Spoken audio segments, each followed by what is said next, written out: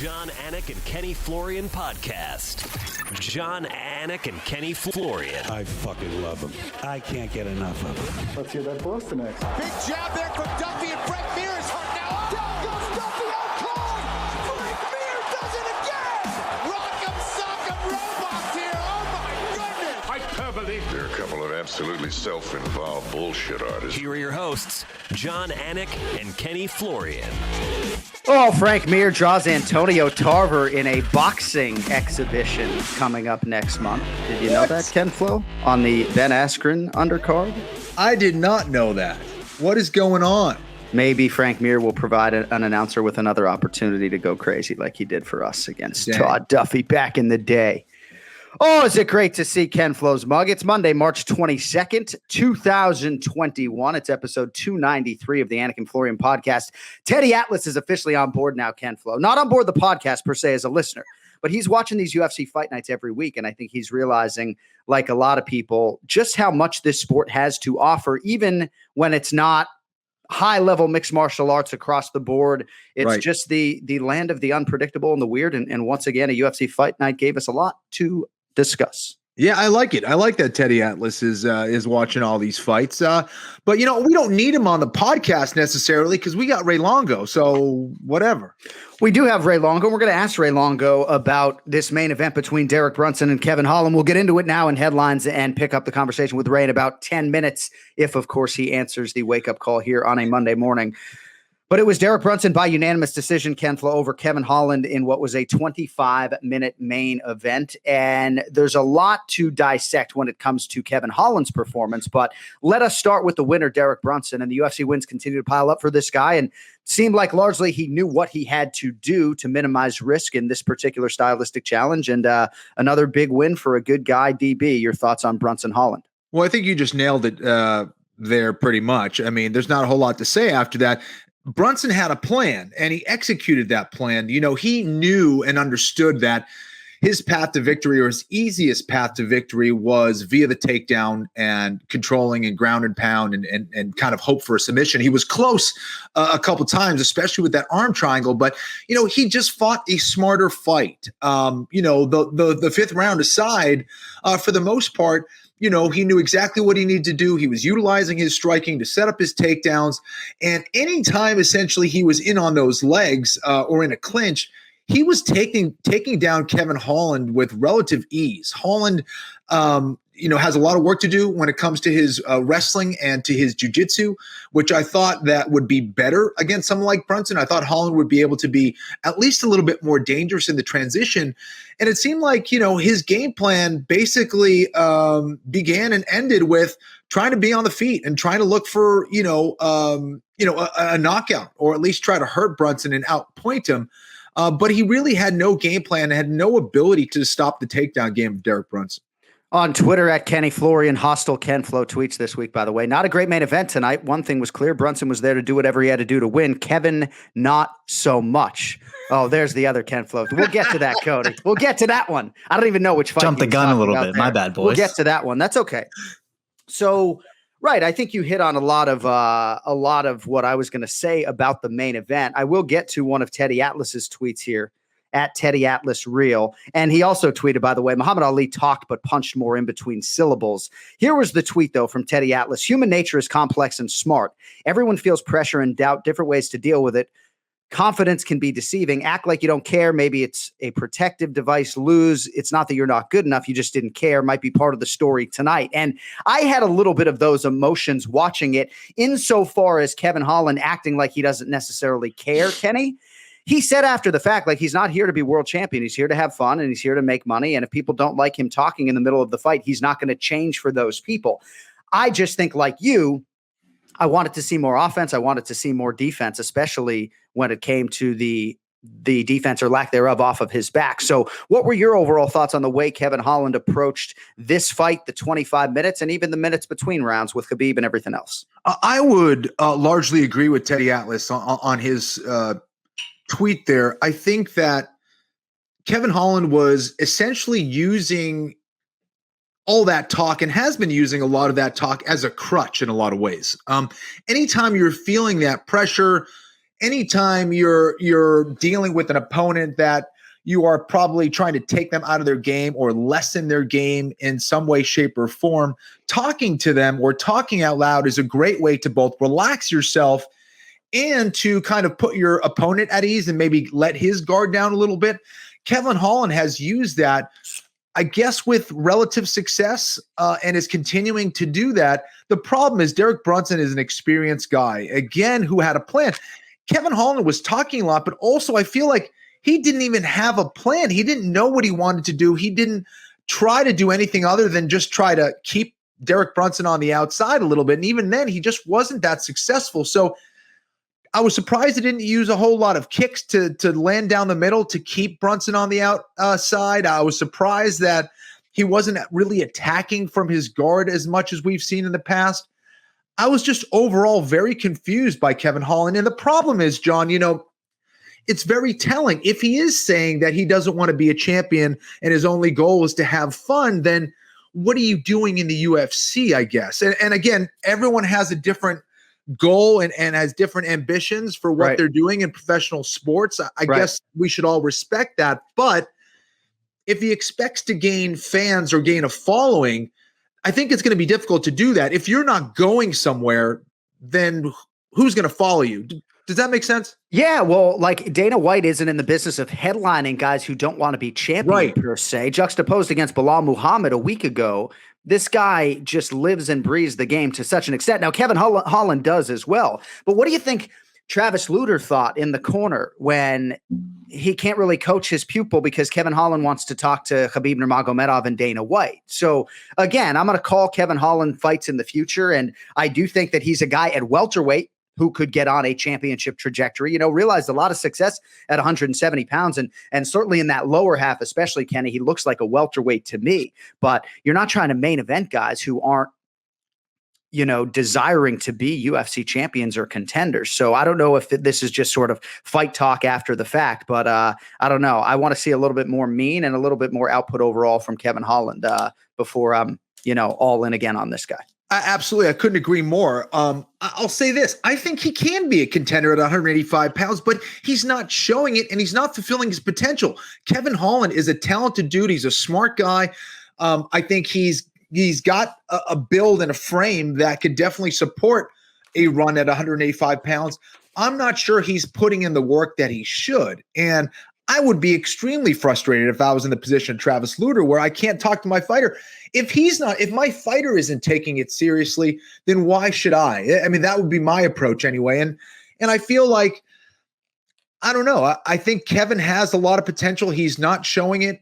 And it must have been really frustrating on all sides of things. And like you said, not only are the fans going to be kind of confused by Kevin Holland's approach and maybe be unwilling to get behind him, but the UFC certainly isn't going to get behind a guy that is openly saying that he doesn't want to be a champion necessarily. Like Kevin Holland's still young in his career and can be that. Why is he saying that? And why is he having that approach? I don't know. Maybe it makes him feel more comfortable, for each and every fight. Right. He could potentially be one of the better guys in the world in two different divisions. And to your point about putting in the work or the right work, the strength and conditioning, he said to us a couple of fights ago that after that fight, maybe it was his fifth fight in 2020 or his fourth fight in 2020, a year in which, of course, he went 5-0. He said, I'm going to take some time off a couple months and build my frame up to contend in this middleweight division. And obviously that hasn't happened. And maybe you look at Derek Brunson as not being this Paulo Costa sized middleweight, and you think maybe size is not going to be an issue, but I don't know, man. I just wasn't seeing anything resembling urgency off of his back. And I don't know, like it does take energy and work from your diaphragm to talk all the time when you could be doing something that's fighting. I don't know. It was very weird to watch.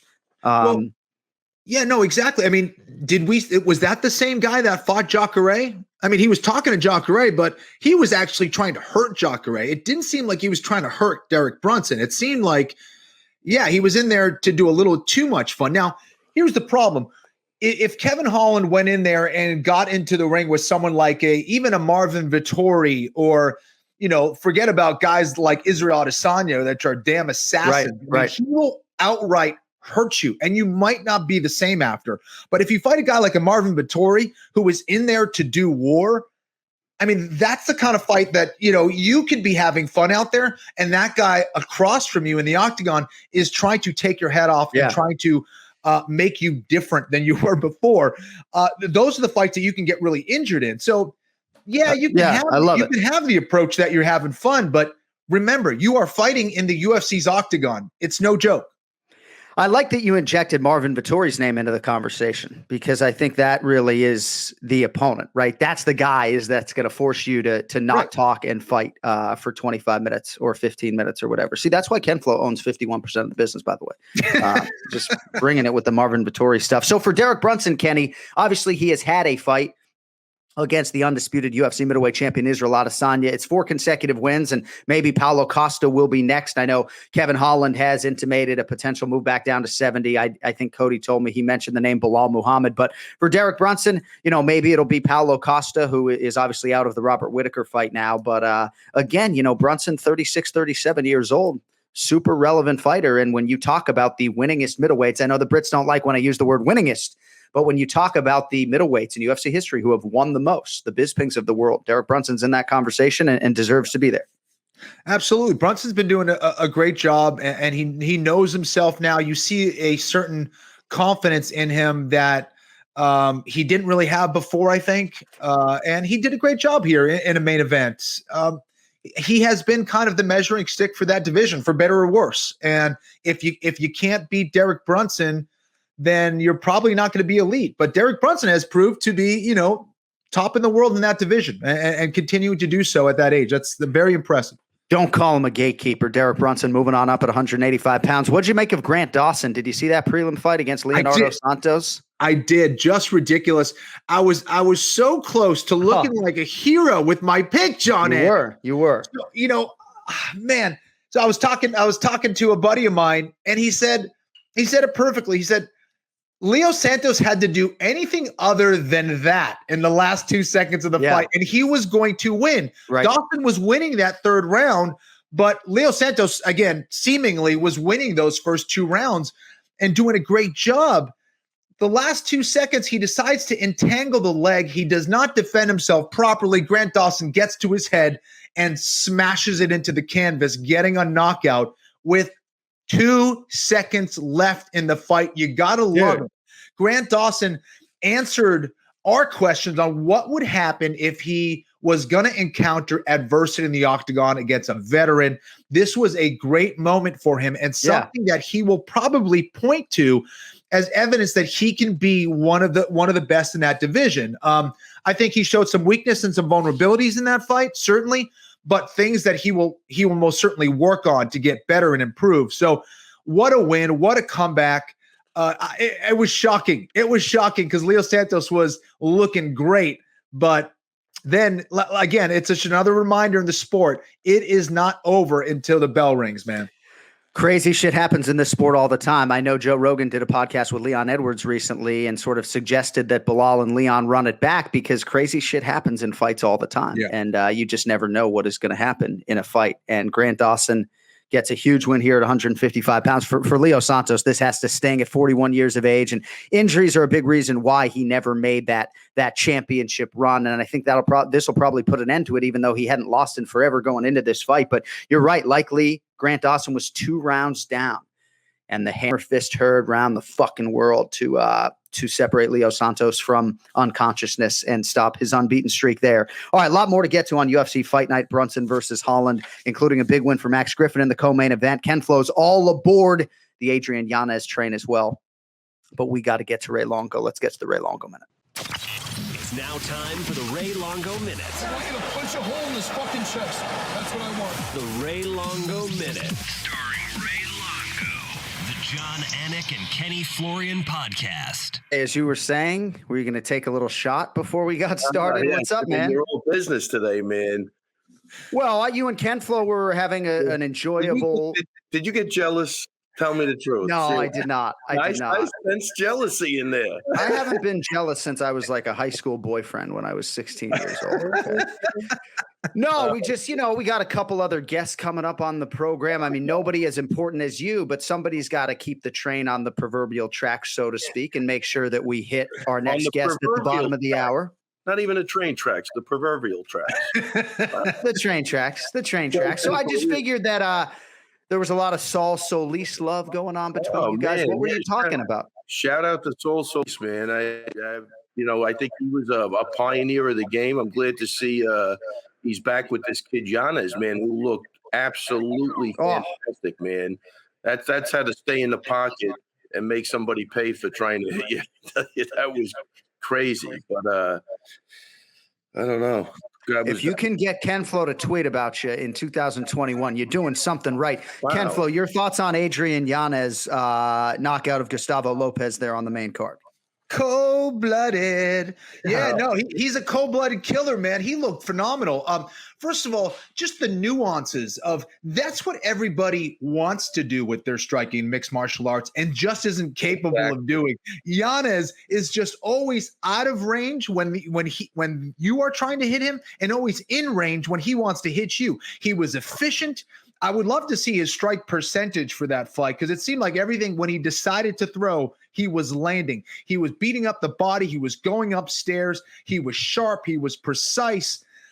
He took little to no damage that fight, mixing it up nice and relaxed. And, they were comparing him to like a mini Masvidal. I think that's relatively accurate, but Yanez is his own kind of beast, man. This kid is something to watch, man. And then the composure and how relaxed he was and even how stoic he was even after he won. It was like, he's there to do business, man. He's not there to mess around. He has a focus that is unlike a lot of people in the UFC. And if he continues on this trajectory, I think there's a star in the making there. And again, how good is that division at 135 pounds?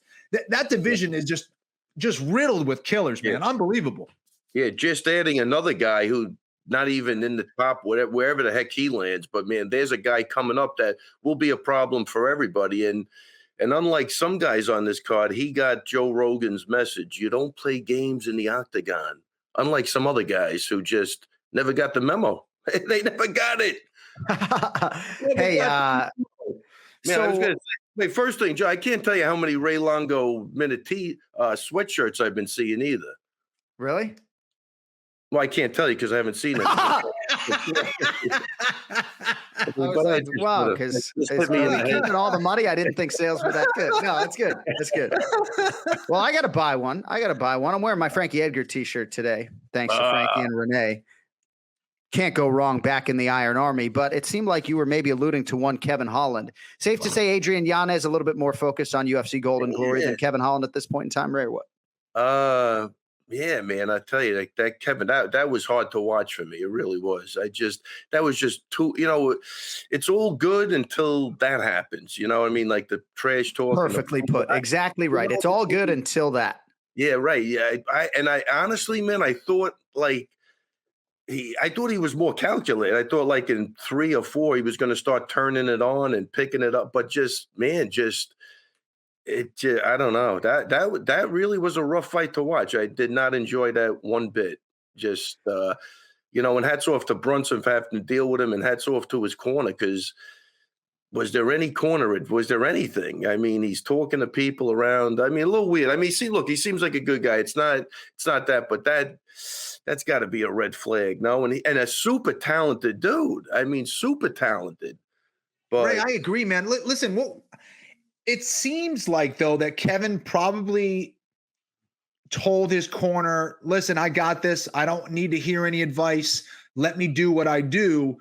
What will you do as a coach in that kind of situation? Would you even coach a guy that's kind of like, hey, this is kind of my approach.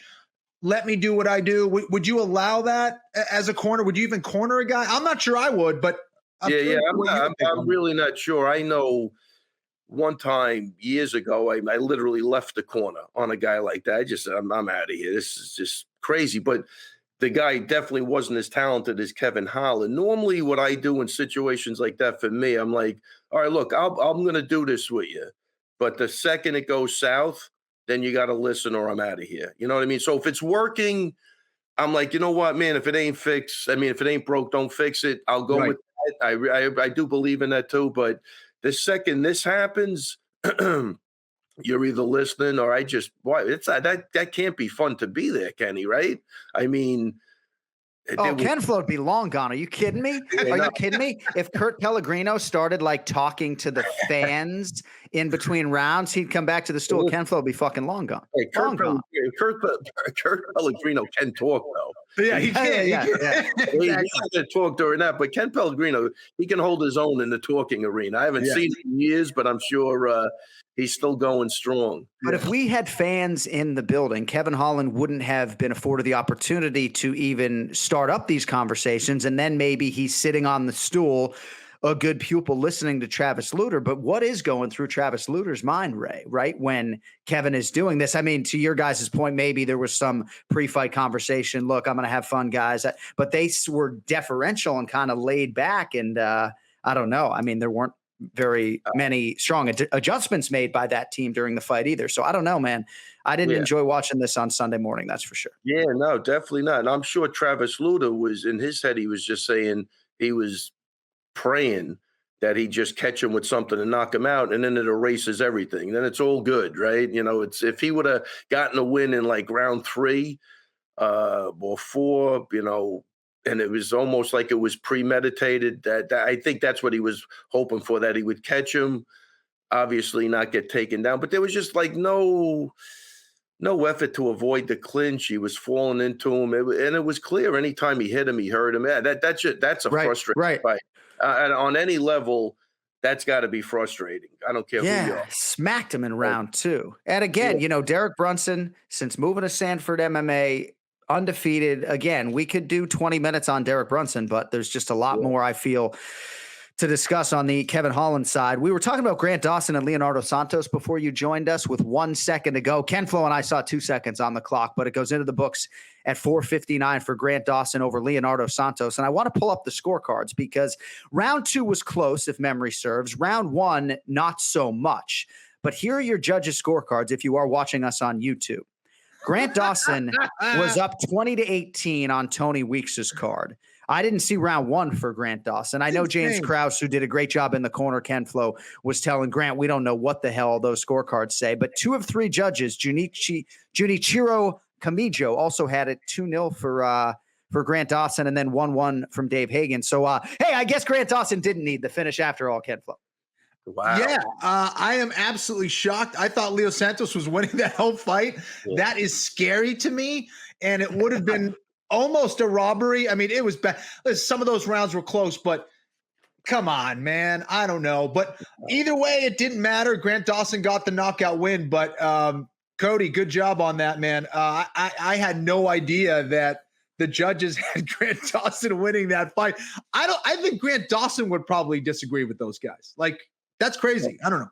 I think they did. I think, you know, listen, whatever the hell Krause is doing, he's doing a great job, because this is like the second or third time where his guy has been down 2 rounds where he's really rallied that guy to not stop in the 3rd round. I think Marquez, the Cuban dude, remember, he got the finish on somebody who was clearly losing the fight.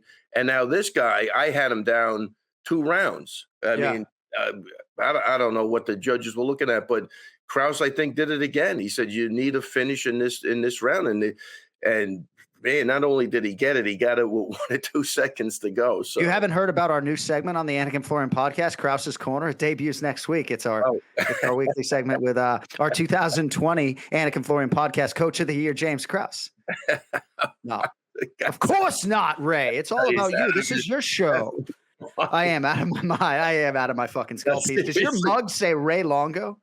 No, that's somebody else. They turn that around for me. His mug says Ray Longo. That was made by a student, but thank you very much for the shout. All right. Hey, all right. So Brunson Holland, we kind of hit on. Can I just read this Teddy Atlas tweet to Ray really quickly, Ken, if you don't mind? Human nature is complex and smart. Everyone feels pressure and doubt, different ways to deal with it. Confidence can be deceiving. Act like you don't care. Maybe it's a protective device. Lose. It's not that you're not good enough. You just didn't care. Might be part of the story tonight. That was Teddy Atlas's response on Brunson Holland. And I feel like there's a lot in there that I agree with, that you sort of, it's, you know, I've been on a basketball court at times where maybe I cared, but I pretended to not care. I think we can all draw parallels in our athletic career, or maybe the good athletes can't. But all right, real quick. So I was playing Lawrence Academy in high school, Ken Flo, and they had these big guards. They could all shoot. And I'm like going into this game, like being a fucking nice guy to these guys, because I know they can get their shot off over me and it's going to be water. I know I can't get my shot off against these guys because I'm too fat and slow. So I'm like kissing their ass when I'm playing defense, you know? My head's not in the fucking game. And for whatever reason, Kevin Holland's head was not in the game. What'd you make of what Teddy Atlas had to say about maybe this sort of giving off a vibe that you don't really care about the result? But listen, I think he's right. I think it's similar, Kenny, to when you're piecing the guy up in sparring and he starts correcting you on what you're doing wrong. Exactly. You know what I mean? Exactly. I think Nice tap. That was good. No. But when you get the submission, make sure you squeeze it. Good. That's it. Yeah. So we've seen that how many times? Seriously. Yeah. And those guys, John, normally don't make it in the gym. They get weeded out like real quick. Right. So I think to me, it's a variation of that where I tell you, look, there's a couple of funny things here. First off, Derek Brunson's a top middleweight. No doubt. And basically couldn't do anything to a guy that laughed at him for 25 minutes. I mean, that's the other thing. What did he do? You know, like he didn't really inflict any damage. The guy Holland didn't have a scratch on him. Yeah, right. So, you know, he maybe took a couple of elbows on the floor, but, you know, so that's one thing is that I think that might be a positive for Holland. You really couldn't get rid of the guy. So even as much as we're bullshitting and, you know, he was goofing around. It's a great point. I mean, it's almost, I compare that to, you know, when you're drunk and you get in a car crash, you don't really get hurt. You're just bouncing around and it kind of saves you. And I think he's so loosey-goosey that it helps him, you know, deal with the pressure. So I think Teddy Atlas is right on. It is almost that was kind of nicely put. He probably, I'm sure if you got him alone, he'd tell you exactly what he thought, you know, of the guy. But I think he articulated that nice. But I think that's a case of I agree with him. I see it in different ways, like we said at the beginning. But you know, I look at it on the other end too, man. You know, he basically laughed at a guy who's trying to kill him, right? The guy's trying to knock him out or submit him, and this guy's laughing at you for 25 minutes. That's got to be frustrating too. Yeah. I know we've hammered this, but it just feels like such a missed opportunity, Kenny, right? 5-0 in 2020. He sets himself up for these big fights that can really make life a lot of fun if you win some of them. You know, it wasn't out of the realm of possibility that he beats Derek Brunson and potentially gets a title fight here in 2021. Exactly. And again, that knockout could have materialized in round 2, and then the whole narrative's different. But I don't know. this is the one that got away if you're Kevin Holland. I think that's what kind of made me so irritated watching it because, I mean, how many 185ers would have loved to replace Kevin Holland in that situation? Being in that main event, having all those viewers, and you see a guy who's not really taking it so seriously or kind of joking around, and then not even putting in the work to actually try to get the result. That was the thing. It's one thing if you are talking, but you're out there actively trying to destroy that guy across. It looked like Kevin Holland was talking and sparring. Derek Brunson, maybe he wasn't so effective, but Derek Brunson was there to win, and he was there unequivocally. So Kevin Holland, just that combination kind of is really what was so irritating, and we had to see that for 25 minutes. So. Yeah. There was a lot for me. Look, it's not a knock on Brunson. I'm just making an observation that even this guy joking around, he comes out of there and he's talking like nothing even happened when he was talking to Megan O'Leary. He was saying maybe the weight will go down to 170 or whatever. Look, obviously, I think I don't think anybody watching couldn't see a way that Holland wins that fight probably easy. You know what I mean? So I think that's the frustrating part is like, you know, the guy had the skill set to do. Well, I don't know. I mean, look, he was lacking in a couple of places, but you saw he had the athleticism to do more than what he did, and but that's who he is, right? I mean, he's been doing this, right? I think it just, you know, it's almost like you put a gun in a monkey's hand and he shoots somebody. Who do you blame? Like you knew what you were getting going in there. Just that he's been doing so well and finishing people that. You know, that it was okay. This one just wasn't okay. It was just too long, and it was bit. All right, I want to get to Charles Oliveira and Michael Chandler and the newly announced My dog is. Is that your stomach or your dog? I think she. What are you do? Look, what are you doing, buddy? Hey, come on. Oh, I thought it was going to be like a pit bull or a Rottweiler or a Cane Corso. Buddy. Oh, okay. Come Dog on. can be here for the entire segment. No cats allowed, incidentally, on the Anik and Florian podcast, but dogs are welcome. I don't know. She's always here every show, but this is the first time. How about that? I think she's a Kevin Holland fan, and she's actually pissed off. But there are a lot of those out there, a lot of Kevin Holland fans out there. I do want to get to Chandler and Oliveira, but before we get there, Ken Flo, did you see Julia Stoliarenko faint into the backdrop at the weigh-in on Friday? I did. I saw the video of it. Man, that was hard to watch. You know, she was clearly trying her best to keep it together on the scale.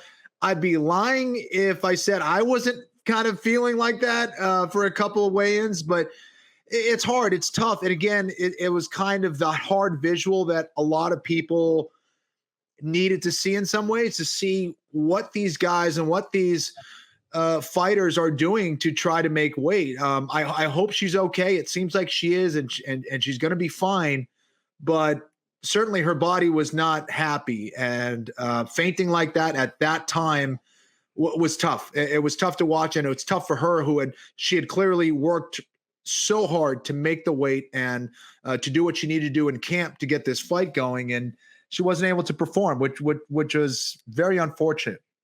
Ray, you coaches are put in a lot of hard situations, but is there anybody out there who can be the cooler head and not put the athlete on the scale again, or be there to help her getting off the scale? It's like I'm watching this all play out from afar, and I'm thinking, man, even if I was 15 feet away with a mask on, I would have had this motivation to run up on stage to try to help her. But I guess they decided that she should weigh in again. Thankfully, she didn't fight. I'll tell you what, I don't know. Listen, why put her on the scale again after the first time? I mean, somebody would have to explain that to me, but that was rough. I mean, and I'll tell you, to go down the second time really just, fortifies the first, the first time was wrong. Right. So, man, not good. Yeah. All right. I think it's May 15th, UFC 262, Houston, Texas. So much news has broken since we were last on the air. April 24th, right? Masvidal Usman 2, live from Jacksonville, Florida, 4.5-hour drive from right where I am right now. We'll rent a car. We'll make it to Jacksonville.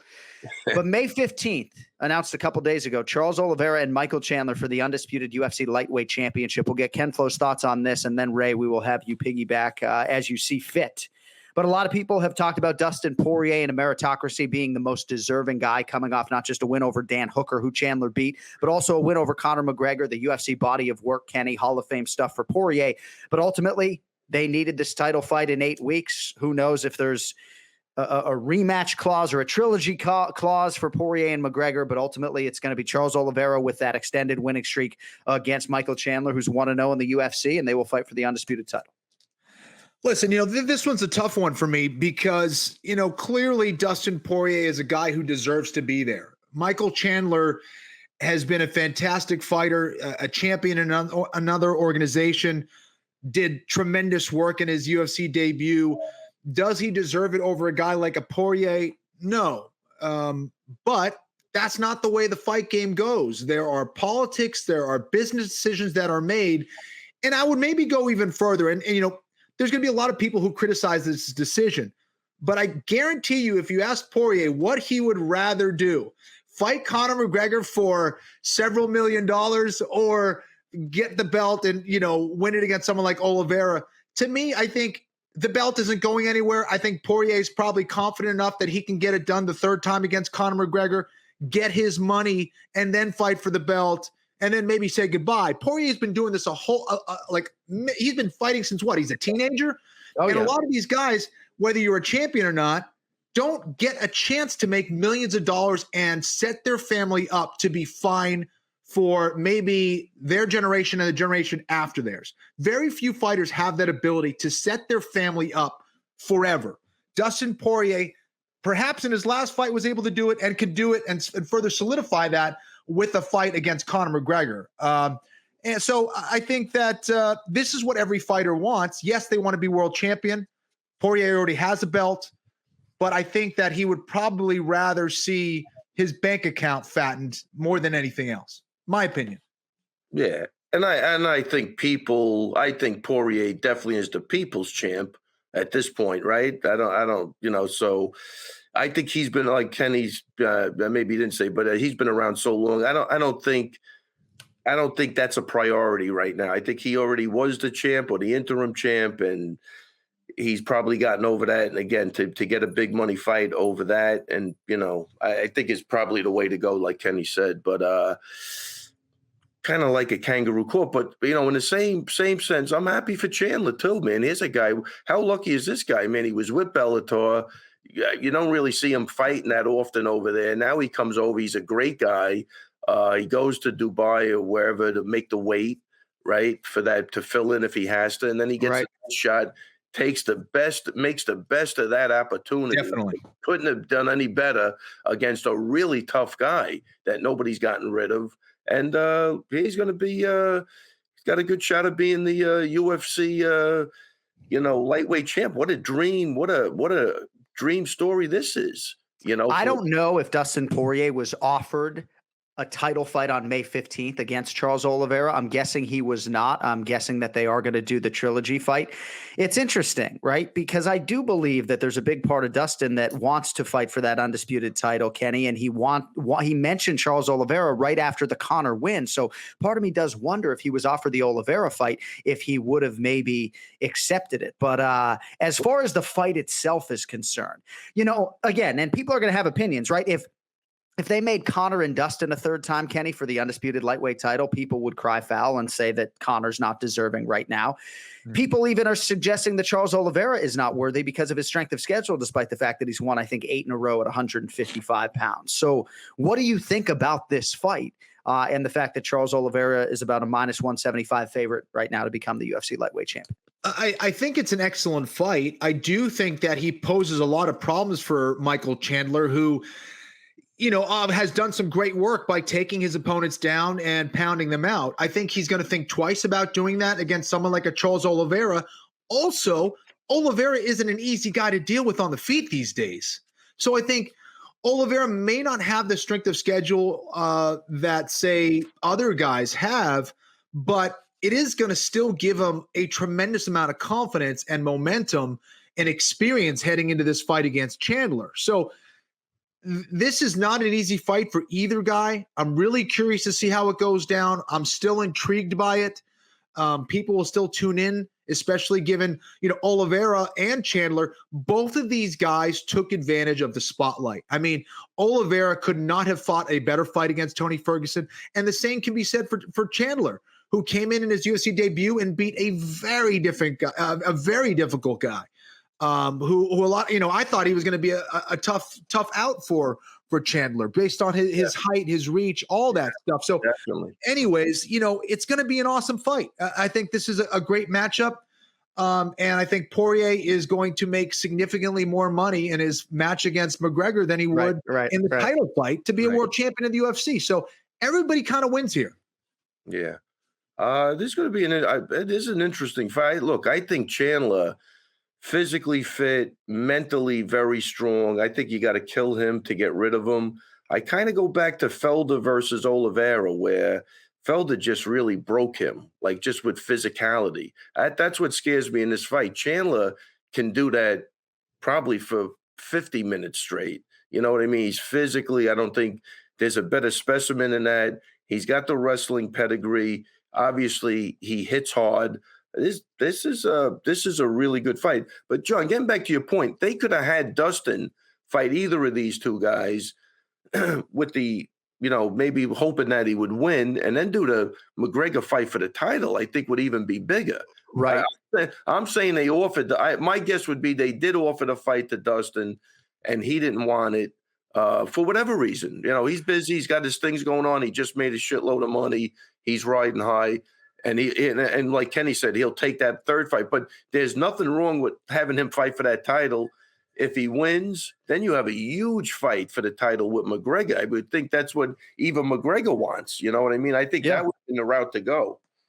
No, that all makes sense. And I do believe if they said, hey, Dustin, 8 weeks, Houston, Texas, Michael Chandler, he's going to say no because he was very specific with the names he mentioned after beating Conor and the names he didn't mention. And he just didn't believe that a guy who was 1-0 in the UFC was worthy of an undisputed championship opportunity. But that's exactly what is going Michael Chandler's way. Ray, before we get you out of here, Jorge Masvidal is getting another shot at Kamaru Usman April 24th. But what do you guys think about fans, by the way? 15,000 strong, Jacksonville, Florida. Going to be wild. I better get a fucking vaccination soon here. I think that's the key. Super spreader event. April 24th. That's what Weidman told me. He goes, it's going to be history. That's right. You got to be there. I go, history? I might as well stick my head in a COVID beehive. What are you kidding me? Kind of history is that? No, I think you're right, John. I need even though I think my antibodies hold up till somewhere in April, maybe. Yeah. I got to talk to Dr. Florian about expediting a Johnson & Johnson single dose vaccination for the play-by-play announcer here. That sounds good. But I'll be getting there early. So what part of Florida you live? I'm just going to fly right there. Hey, if you want to accompany me on the drive, you fly into West Palm Beach or Fort Lauderdale or Miami, I will pick your ass up and we will drive to Jacksonville together. I tell you, I count on that. I'm just don't bring any smelly hockey pads. I'm going to smelly hockey pads. I mean, MMA equipment or whatever you guys. What is this guy? Where are we going to park the car? You fucking pack the car and have a chat. All right. That's the Ray Longo minute. Anything else before we let you fly? Anything? I don't even know. Yeah, everything's good. Yeah. We'll see a couple weeks removed from Aljamain Sterling and Petr Yan, and we have Bilal and Leon Edwards and all that controversy, and then Kevin Holland and Derek Brunson. Mixed martial arts, man. It's just the gift that keeps on giving, you know? Yeah. It's unbelievable. The hatred slowed down a lot, so that's good. What? Good. Oh yeah, no, that was good. They're getting off their game. The haters are getting off their game. I don't even know, when was that fight? 2 weeks ago? My brain is scrambled too. It is. It's brutal. Every day's running into the next day. It's literally crazy. But somebody did. I'll tell you a funny story. Somebody DM'd me. They said, "Do you teach acting classes at the gym?" So I never respond to anything, but I just couldn't control myself. I said, "Oh yeah, definitely. Call the gym and ask for Lee Strasberg." And I'm sure nobody knew what the fuck I was talking about. Yeah. I don't know. Yeah, that's good. Ray, if you're missing any of the insults, just let us know. We'll insult you for the next few weeks. No. Seriously, you can't penetrate me at this point. I'm like Teflon. You are. Exactly. Totally impossible, I'm going to say. Do you miss your hair? No. Yeah. I mean, I don't miss looking at that fucking dirty mop. We got to go, Raymond. Anything else, buddy? We got to go. We love you so much. Thanks for being a part of the show, coming up on 300 episodes. I look forward to seeing you next month. And, Stipe Francis, very close fight. I know you're picking Stipe. He's a slight underdog right now. What are your thoughts on the heavyweight championship coming up here in 5 days? I think the more they make him an underdog, the more he finds a way to win. That's what I think. I think he's that guy. I think it'll be I'm hoping it's a repeat of the first fight. Yeah. I think that's going to be the same thing, but there is not a more scary, dangerous guy than Francis Ngannou. So hats off to Stipe. I wish him the best. And I think he gets it done again. I'm good with any result as long as it's not like an inadvertent eye poke in round one or like an illegal knee or something, you know. Oh, all right, Raymond. Thanks for the contribution, and we will talk to you next week. All right, guys, take it easy. There he is, the Ray Longo Minute every week here on the Anik and Florian podcast. And I'm wondering if Cody will let me do the pronunciation of the week right now. I really want to do it. This man is 14-4 as a professional. Fights out of Poland, Cody Mero. It's good to see you. Where many, by the way, of our pronunciation of the week entries have come from. This fighter, though, this weekend trying to avoid a third straight loss. He draws Modestas Bukauskas of the UFC's light heavyweight division. Cody, thanks for making the show look exponentially better just by showing up. How do you pronounce this fighter's name, though? See, how do you took pronounce the win. this guy's name, bro? You took the wind right out of my sails because that's what I was going to say. I'm looking at Ian right here looking so mad at me because I'm taking his spot. I'll be quick, Ian. Don't worry. I believe the fighter you're speaking of is Michał Oleksiejczuk. So I have the pronunciation file. Here we go, Kenny. How did I do? Michał Lord Oleksiejczuk. Michał Lord Oleksiejczuk. That's close. He says like a chook at the end. Right. Michał Lord Oleksiejczuk. Oleksiejczuk. So That's I was close. going to just reset the standings and give Cody 1-0 almost regardless because of the whole Cyril Gane debacle several months ago. I mean, it's a no for me. You know, it's Michał Oleksiejczuk. It's not Oleksiejczuk, it's Shejczuk. So syllabic emphasis was pretty good, but that's 0-1 for me, Ken Flo. What do you think? Good enough for you? Hey, You want to give me the win? That's fine. That's fine. I like Cody. So I just feel bad for him. I'd like to see him start the year 1-0. But all right, that's fine. We'll go 0-1. It will make him stronger. He'll have to battle back from adversity. Hey, we either win or we learn. But I'm not on here. I'm not on here for my pronunciation. That's why we have you, Kenny. I'm here for my stunning good luck. But with that, I know we got to get some picks, so I'm gonna get out of here. John. All right, Cody's out of here. And see, I'm trying to pay you the compliment so you don't have to compliment yourself, brother. That's what I'm here for. All right, Ian Parker is waiting in the wings. Let us get to the main event challenge. It's the main event challenge. Anik. The time is most definitely now. Florian. I finished fights. I'm gonna do everything possible to win. The main event challenge. The John Anik and Kenny Florian podcast. Well, the tournament's in full swing and the action has not disappointed, although I can tell you my account hurting after the opening weekend. I had Illinois winning the whole thing, and they got bounced in the second round. Oral Roberts, by the way, a 15 seed, has made me some money. They're off to the Sweet 16. But DraftKings Sportsbook, America's top-rated sportsbook app, is putting new customers in the center of it all with an incredible proposition. Listen to this. You bet $1 on any tournament game, and if your team wins, you win $100. It is that simple. 100-1 odds, folks. Any college basketball team that is still in the hunt for your shot at winning $100, all it takes is a $1 bet and that team winning their next game. Kind of wish I was a new customer at DraftKings Sportsbook, but don't worry if college basketball is not for you. DraftKings Sportsbook has 100-1 odds on select fighters as well for this weekend's UFC 260 pay-per-view event. And DraftKings is safe, secure, and reliable, so you can deposit and withdraw your funds at your convenience. So download the top-rated DraftKings Sportsbook app now and use promo code AFPOD when you sign up to turn $1 into $100 if the college basketball team of your choosing pulls off the win. That is code AFPOD to turn $1 into $100 for a limited time only at DraftKings Sportsbook. Must be 21 or older, New Jersey, Indiana, or Pennsylvania. New customers only. Restrictions apply. See DraftKings.com/sportsbook for details. Gambling problem? Call 1-800-GAMBLER or in Indiana, 1-800-9-WITH-IT. All right, we now welcome in the duck at Ian Parker, MMA. Not much to update on the standings, fellas, with all those fight cancellations. Brad Riddell and Gregor Gillespie going away. Tai Tuivasa losing his opponent. But Ryan Tracy repping Team Anik did win the week. It was 1-0, so the overall lead is 31-27 as we come up on UFC 260, Miocic versus Ngannou 2. And Ian Parker, it's nice to see you. So April 24th, Jacksonville, Florida.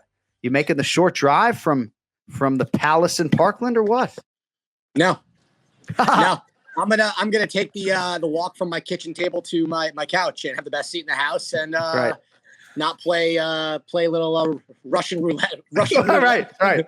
You know. By the way, I will say that ad read you just did was a work of art. You remind me of the Hot Wheels guy back in the day, the micro machines. Yeah, used to go, you and the mustache too. Thank you, man. I appreciate it.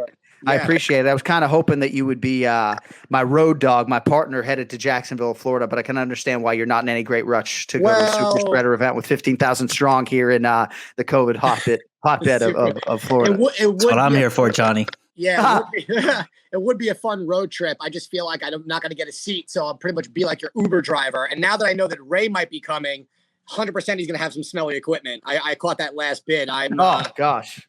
But you want to know something, though? If you do a road trip with Ray, I feel like you have the GoPro camera in the front windshield, that entire thing. He had some nice lines at the end of that. The COVID bee's nest, that was a pretty good one. That was good. That was good. I appreciated that. Yeah, I did. All right, well, we'll see. We'll get you to an event. I don't even know if I'm going to have my 2 tickets. I do get 2 tickets contractually to all of the events that I call, but I don't know how it is going to work this weekend. But if you need a way in the building, you let me know. All right, we got 4 or 5 picks to make today. So as many of you know, Alexander Volkanovski versus Brian Ortega is no longer on this fight card. COVID-19 issue on the Volkanovski side. So we have 1 title fight. As we sit here on Monday, we don't know what the co-main event is. So We shall see. Will it be O'Malley Almeida? Will it be Luque and Woodley? I don't know, but we got some picks to make. We'll begin, Ian, with William Knight -115 versus Alonzo Menefield -105. This fight initially scheduled for late February, but there was a COVID-19 situation on the Menefield side.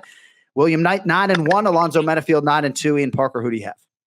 I really like William Knight here. I really do. From the Contender Series into the UFC so far, he keeps getting better and better. And what we're seeing with Menefield is just everything Kenny and I talked about that he shouldn't be doing, and the cardio's not getting better. The power, if he doesn't knock you out in the first few seconds or first minute, you know what the path to victory is here. And seeing OSP even knock him out was kind of a crazy situation. I think William Knight has the tools to get this fight to the ground where we know that's where the biggest advantage would be. And he's got the power to knock him out too. We've seen him go 3 rounds with cardio. To me, this is a steal at -115. Give me William Knight all day in this one. Canflo, William Knight off a big UFC debut on Fight Island. Took Alexa Camerzo back in September. Close fight as far as the betting line is concerned. Canflo, who you got?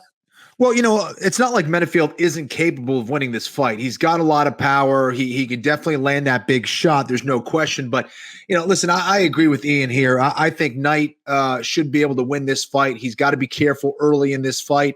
And as the fight progresses, he has a better and better chance of winning. So I like Knight here as well. That's a prelim fight. Could find its way to pay-per-view. We shall see. Next up for us at lightweight, Worthy -145. Jamie Malarkey +125. So Worthy's won 7 of 8, Ian. He's 34 years old, out of Pittsburgh, Pennsylvania. Malarkey, the underdog on the other side, 26 out of Central Coast, Australia.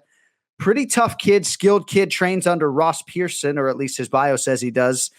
But Malarkey still in search of his first UFC win. Ian Parker, 2 easy names to pronounce here. Worthy, Malarkey. Who do you have? They're adjectives, right? They're words. They're actually words. So this should be right in your wheelhouse. Wow. Hey, see you guys later. No, but it was fun. 1-1. I'm out. No, you know what? Malarkey is really tough. We've seen in his last fight that he could hang in there, he could bang, he could really go the distance. I think for Worthy off that last fight, again, it's hard when you lose very quickly to see, and when you win very quickly to really see. His fight against Luis Pena, in my opinion, was where we saw him at his best. Full 3 rounds, getting the submission, the striking. I still think Worthy has some juice left in the tank at this age. I hate to say that that's old. It's not old. Just got a late start in the UFC. I do like him here. If he can keep the fight standing, I think he's a more technical striker. I do think he has the ability to land on top in a scramble, which I think he'd be the better to be on top in the situation. So I'm not overly confident in this pick. I could see if Kenny goes Malarkey, but I'm going to go with Worthy on this one. Kenflo, Worthy, Jamie Malarkey. Who do you have? Yeah, I mean, listen, I like Worthy here as well. I've seen much more of Worthy than I have Malarkey. I think Malarkey's got some potential, but still a little raw, in my opinion. And like Ian said, he can win for sure, but I think Worthy's experience is the difference here. I think he's a little bit more polished as a fighter, and I like Worthy here as well. Bunch of Malarkey, both you guys picking. I'm such a fucking dad, right? Such a terrible joke, and now I'm swearing and offending your kids on the back end. Just terrible. All right, I'm going to need a method in a round. What's that, Flo? You got to balance it out. I know. I'm trying. I actually did a podcast recently. I think Punch List MMA. Shout out to those good dudes. But before the show, I said, "Hey, I mean, are we swearing here?" And he's like, "Well, my 10-year-old daughter is actually a big fan of yours, but yeah, you can swear." I'm like, "Oh God!" So I got to reel it in a little bit. Not today, though, right? Fuck it, Ian, huh? Fuck it, right? All right, next fight. We'll need the round and the method of victory because this could be the co-main event. Sean O'Malley -300. Are you not enjoying the festivities today, Ian? Thomas Almeida +250. Little trivia here off the top. When was Thomas Almeida's last win, Ian? Do you know? Oh, God. November 2016 against Albert Morales. I was going to say, was that before the Cody Garbrandt fight? Yes. Right before, right? Yeah, that was when Almeida was the big prospect, and then Cody sent him to the Shadow Realm. Yep, I remember. Last time I called a fight that Thomas Almeida won, Vitor Belfort was the headliner in Sao Paulo back in 2015, so it's been a while. On the other side, we have Sean O'Malley coming off a disappointing loss to Chito Vera. Otherwise, he had a huge 2020, though. As such, he's a big favorite as usual. Sean O'Malley or Thomas Almeida, Ian, and how do they get it done? And by the way, of course, I'm enjoying the festivities. I just laugh when you talk about how there's a 10-year-old who's a fan of yours. So that what that means is by the end of the show, he or she is cursing and probably reading the High Times. So, I mean, I'm not, I'm not worried about you cursing, but every time you're like, oh, I'm just fucking stoned. It's that's like, right. Right. You're right. It's fair. What 10-year-olds watching this show? That's ridiculous. Good for them though. They're learning how to smoke. This will be their last episode, unfortunately, if you keep going. So do you have a prediction? I guess that's what I'm here for. I might as well talk about that and not kids with drugs. Yeah, you know what? For me in this fight, this has to be Sean O'Malley in this one. This has to be his bounce back win. I understand that he thinks he's undefeated still, which is a little mind boggling. Then again, it could be due to weed. But look, he's got all the skills to still be a top guy. There's no question. Chito Vera just landed those kicks and, did some damage, and it can happen in any fight. We've seen the calf kick be the true telltale of 2020. It's just a damaging thing that guys don't know how to really check properly or defend. And at this point, it's no secret anymore. I think Thomas Almeida, though, unfortunately for him, he keeps losing because he's not changing anything up. When he got to where he was knocking people out. And then once he got stopped by Cody, it's just been a downward spiral for him and no changes. And I'm sure maybe Kenny could shed some light on this. When you lose so many times, if nothing changes, nothing changes. I don't see where he gets better. I don't see how he improves. And I think O'Malley we didn't see anything that would show me that he's a lesser fighter in his last fight. Sean O'Malley wins this by second round TKO. Last fight for Thomas Almeida against Jonathan Martinez. It was a losing effort, 30-27 times 3 in October. Flo, does Almeida have anything for Sean O'Malley this weekend, or are you going chalky with Sean O'Malley? Listen, I think Almeida has something that perhaps O'Malley doesn't. And I'm saying perhaps, but Almeida has proven his toughness. This is a guy who is absolutely willing to go out on his shield. He's as tough as they come. Now, many times our biggest weakness or our biggest strength is our biggest weakness. And I think Almeida sometimes leads with his toughness when he should be leading with his technique. Now, O'Malley is probably the exact opposite. O'Malley is a very technical fighter. He's got the reach as well, and he knows how to use it. If O'Malley fights the way he should and does have an answer to the calf kick, because in my mind, that's the first thing that Almeida's probably going to throw. I mean, you're fighting a taller, rangier fighter. You don't want to get hit with his rangy strikes. You take out that lead leg, and it usually comes in the form of the calf kick. You got to believe that Almeida's going to use that to his advantage. We'll see if he's able to do it. But I do like O'Malley here. I do think he's the more technical fighter. Almeida just gets hit way too much for my liking.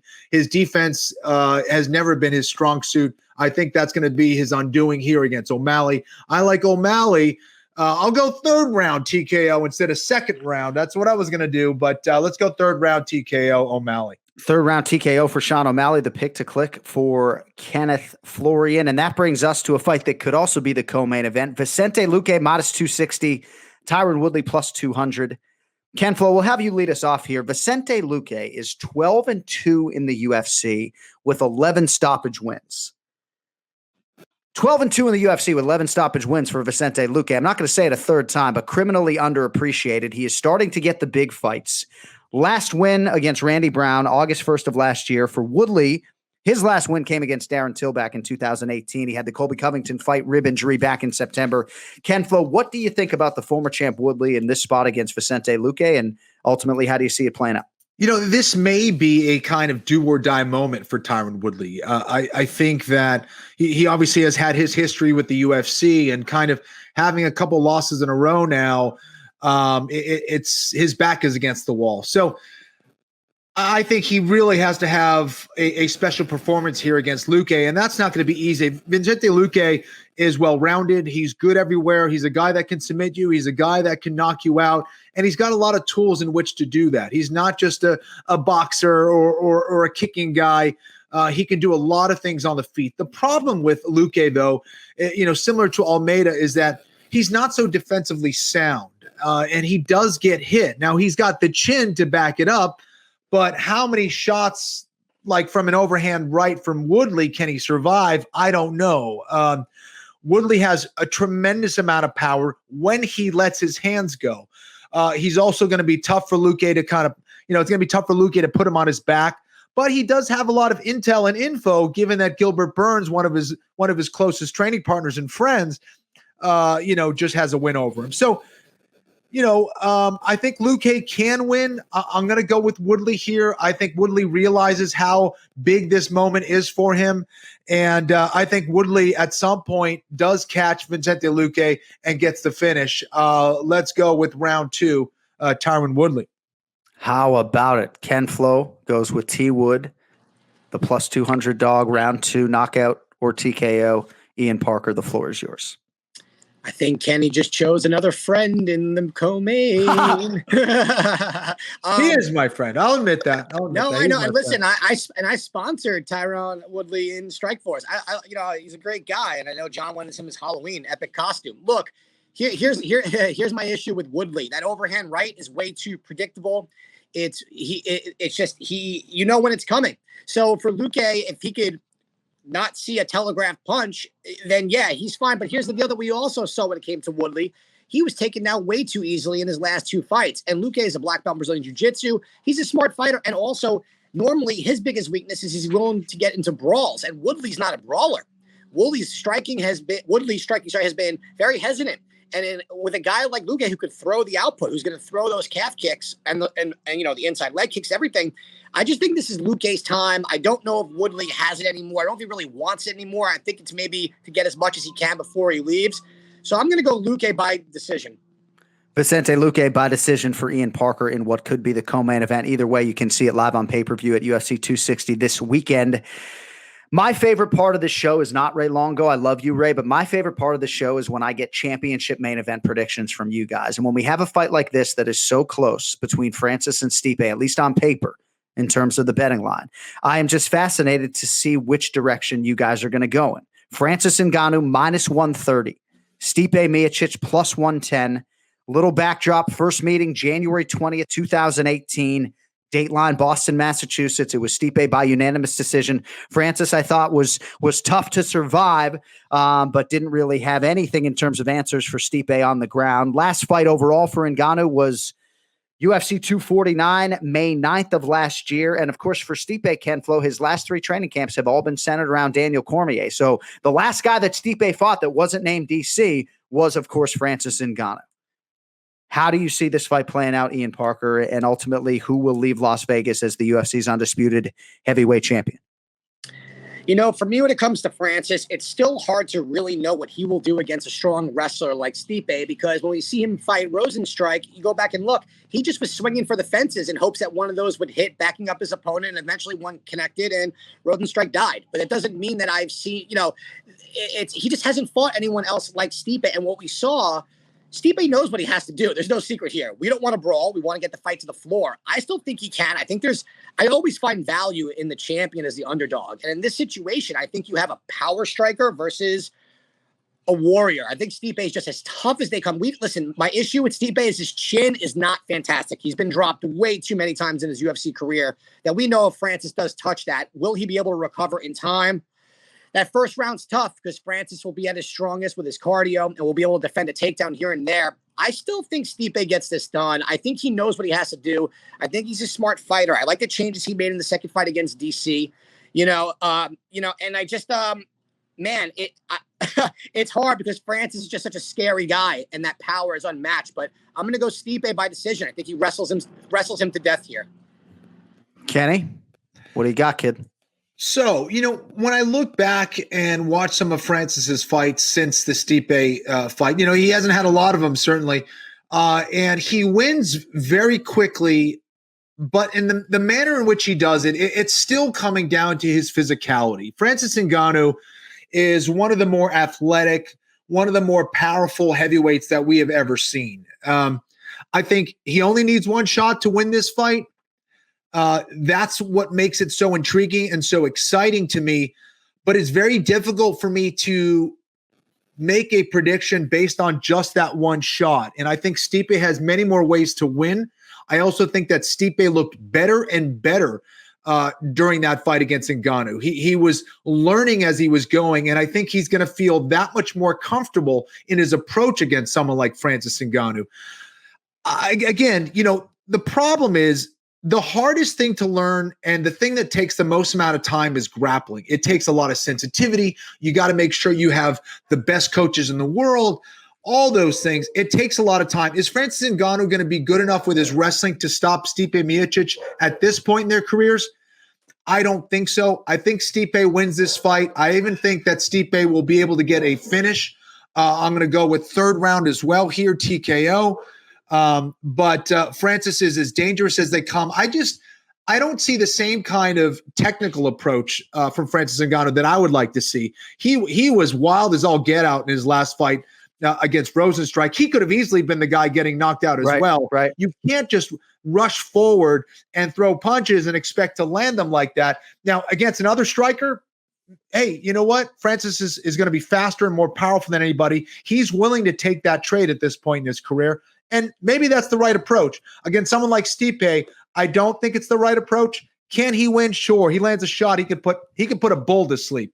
But I think Stipe gets the win here. Could you imagine if Stipe adds a second win over Ngannou to this heavyweight legacy as it stands already? Can't wait to see it play out. If you want more content from Ian Parker, #who doesn't, it's at Ian Parker MMA. Hey, thanks, buddy. I know it's been a challenging week for you on a number of different levels, but we appreciate you manning up as you always do, and great insight. And knowing that you and Ken Flo are both on Stipe is going to make this a very interesting main event for me to watch cage side on Saturday. So have a great week, and we will see you soon. Just want to point out that was not my dog barking either. Just want to throw that one out. I know. See, I don't want to be. No. I can't. I can't be blamed for that. I can't be. That's the mansion next door. That's the other mansion across the street, right? It's the Florian Foundation. It's the Fountains of Florian. When you walk in, you just get triangle choked on by the gatekeeper at the entrance. Yeah. All right, buddy. Hey, thanks. We'll talk to you next week. You got it, man. Later. All right, today's Pick to Click is brought to you by OddsShark, your source for the latest odds from leading authorities, expert editorial content, and detailed matchup picks with expert in-depth analysis for each game. Their free statistics, numbers, and trends will help you make the sharp picks on game day. Head over to OddsShark and start playing like a shark today. That's oddshark.com. Don't forget the second S. Let's get to the Pick to Click. Time now for the Pick to Click. The Pick to Click. All I have to do is bet on the winner, and I'll never lose. The John Anik and Kenny Florian Podcast. All right, big month. 2 pay-per-views for the MMA leader. And now joining us from oddshark.com, sports betting analyst Joe Osborne on Twitter at JTFOZ. And Paper Chaser Joe is just a must-follow on Instagram. Joe, it's good to see you, my man. So thought we were going to have 2 title fights to discuss with you, but Volkanovski and Ortega has been postponed, at least for now. Francis Ngannou, Stipe Miocic, Francis holding as a slight favorite in most spots. Kenny and Ian Parker on our show just moments ago both picked Stipe to get it done in the rematch. How do you handicap this main event, and ultimately, do you have a side this weekend? Yeah, absolutely, and it's a side that I feel very strongly about. So you take a look at Francis Ngannou, right? He's got everything you could ever want in a superstar heavyweight. You know, he's got the look, he's got a cool background story, he's got that incredible power that's translated to this incredible highlight reel. But let's not sugarcoat it for a second, guys. He got his ass kicked in that first fight, right? Like, he had a few moments early on, connected on a few shots, but in minutes 4 through 5, he basically had nothing for Stipe. And Stipe was incredibly impressive, incredibly well-rounded in that fight. He landed 49 significant strikes. He landed on 73% of attempts, too. That right there is very impressive. And he landed 6 of 14 takedown attempts. So very well-rounded performance from him. Then you look at Francis. His accuracy was awful. He connected on just 18% of significant strike attempts. And check this out. In rounds 2 through 4, he landed 6 total significant strikes, right? So you take a look at that first fight, and then the question to me becomes, how can you possibly warrant making Francis the favorite in this fight after that performance versus the greatest heavyweight of all time? So you know where I'm going with this. I'm on Stipe. I like him quite a bit. So I think Francis he's the exact same threat coming into this fight as he was going into that fight. You know, once again, he's coming off a string of impressive KO victories. But the big difference this time, Stipe knows the path to victory, and he knows how to get there because he's done it before. You know, he's just not going to stand in front of him and let him tee off and go toe-to-toe with him. That'd be an awful strategy. Of course, the first few minutes of this fight are going to be dangerous. But, you know, the 2 big takeaways from Francis's performance in that first fight are his cardio wasn't up to par, and his takedown defense wasn't very good. So the 5 fights that he's had since that loss to Stipe, neither has been tested. And that's not necessarily his fault, right? He's coming off 4 very quick wins, but we have no evidence whatsoever that he can defend a takedown, and no evidence whatsoever that his conditioning has improved. So it is a real mystery here, right? We have no evidence of it whatsoever. So I'm all over Stipe here. I love him quite a bit. You know, will I be shocked if Francis clips him early? No, not really, because that's what he's done. He's one of the best ever at clipping people within like the first couple minutes of a fight, right? But I just think Stipe is way too smart. And he, like I said, he knows the path to victory. He's going to lean on him. He's going to try to tie him up. He's going to try to get him to the ground. And then we're going to see where Francis's conditioning is after that. And also, if you're like me, if you're like Kenny, if you're like Ian Duck Parker, and if you like Stipe, I think that also lends itself towards a longer fight. And the over-under for this one sitting there at 1.5 rounds with the over minus 135. I think that's a pretty good spot right there as well. So I like Stipe to retain, fight John Jones in the fall maybe, and the over at minus 135. Both pretty good spots. I don't know how you make Francis a favorite here. It makes no sense to me. Yeah, I mean, I have said that I feel like he's going to be the favorite against any man in the world just because of the physicality, but I understand why all sharp opinion that I have solicited, at least to this point early in fight week, has been on the Stipe side. And yeah, maybe if you want to sweat a little bit less, you go over 1.5 and then you cash your ticket and don't have to worry about that Ngannou right hand for 25 minutes. Left hand's pretty powerful as well. 100%. The one thing we do know in terms of evidence, Kenny, on Francis Ngannou, if you've been following him on Instagram, is that he can take a pretty good body shot. I can't understand for the life of me why this is like good practice. You know, I asked my trainer and he didn't give me a strong opinion one way or the other. Why does this benefit Francis Ngannou to perpetually take harder shots to the body than he is ever going to experience in a fight? Why is this good for him to be doing? Well, I think it's entertaining, right? But also I think for him, I'm sure he's kind of curious. He's like, what happens if I get, maybe a smaller guy, but a professional boxer who is going to try to hit me in the stomach, or another UFC guy who's going to try to hit me in the stomach? It's both a test of maybe his mental fortitude, his strength, and it also makes it pretty entertaining. We're all kind of waiting for someone to be like, can Ngannou be hurt? Is he human? But it's going to be entertaining. I mean, Stipe is going to try on Saturday night. I should do a video of my daughter Tatum hitting me in the stomach. We'll see if she can knock me down. So, Joe, pretty lean fight card overall. I mean, the pay-per-view is strong. It's going to be interesting to see how promotionally they shake it out now that Ortega-Volkanovski fight has gone away. But any other betting opportunities pique your interest here at UFC 260? Yeah, it's tough to find some good betting spots here, especially early in the week here. There's not a whole lot of props out. Lots of interesting fights, though. Tyron Woodley, is this it for him? He's looked pretty flat in his last couple performances. Pretty big underdog as a result of that. I don't really have a whole lot of interest there. Sean O'Malley going to try to bounce back against Almeida, whose career is just falling off a cliff. That kind of came out of nowhere. Not a whole lot of value there.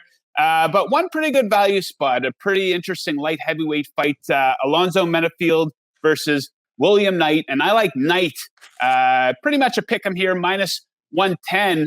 And it's kind of a case of two fighters going in different directions. We're working off small sample sizes here, but that's always the case when you're handicapping MMA. That's what can make it very challenging at times, right? And Menafield's one of these guys the past couple of years. I was wondering, he showed some signs. I was like, is this guy going to break through to get into that top 10, top 5 of the division?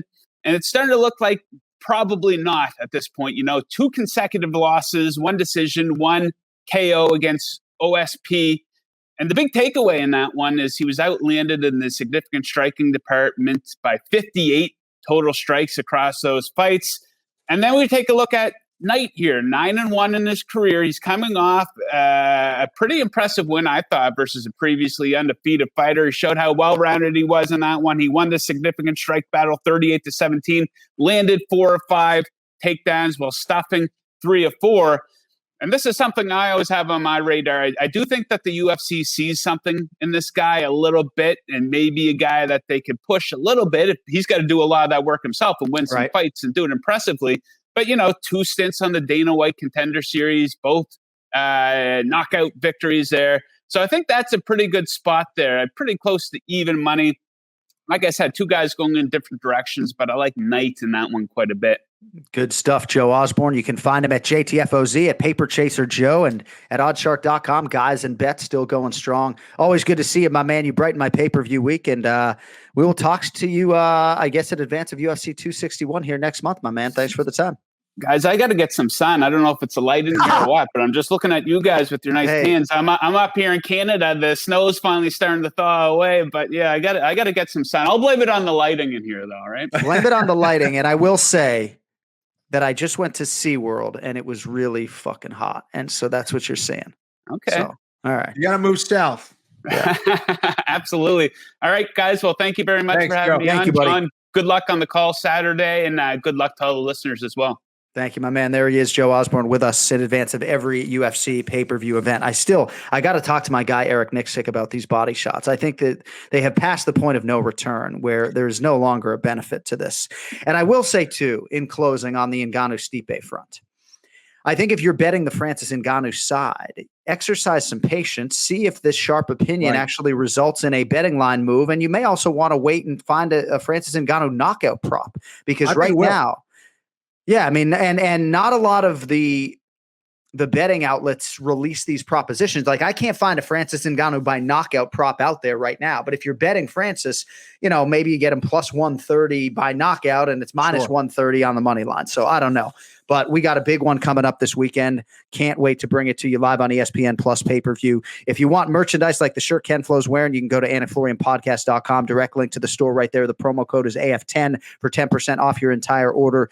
Ken Flo's YouTube channel is also linked to our YouTube channel here if you want his instructional videos, Brazilian Jiu-Jitsu, just all sorts of good stuff. Like, instead of watching the NCAA basketball tournament, I should be watching college wrestling and Ken Flo's YouTube channel. I got to get my shit together, man. I really do. Thank you, everybody, for listening, for watching, for commenting on YouTube. We read every last one of them. At least Ian and Cody do. I can assure you of that. For Ken Flo, I'm John Anik, our producer, Cody Merrow. We will talk to you in less than a week. Until then, don't text and drive. And, may want to put a mask on, Patty. May want to put a mask on, Miocic. But it only works if it's above your nose. Love you, buddy. See y'all next week. Until then, yo later.